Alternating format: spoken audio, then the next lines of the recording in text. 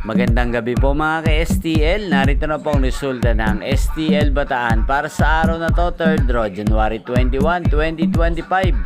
Araw ng Martes. Nawa yung mga natayaan nyo pong mga numero kanina ay manalo nawa ngayong oras na to, 8 PM. Kaya kunin nyo na po ang inyong mga tickets.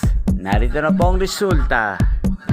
Ang mga numerong nanalo sa STL Bataan ngayong gabing ito, January 21, 2025, 8 PM. Third draw result, 7 at 13 in exact order. Sa lahat po ng tumaya kanina sa STL Bataan para sa third draw ng 7 at 13, congrats po sa inyo. Panalo po kayo. Again, 7 at 13. At ngayong gabing ito sa STL Bataan, natin pong i-shoutout si Ate Solen ng Bataan. Shoutout po si Ate Solen.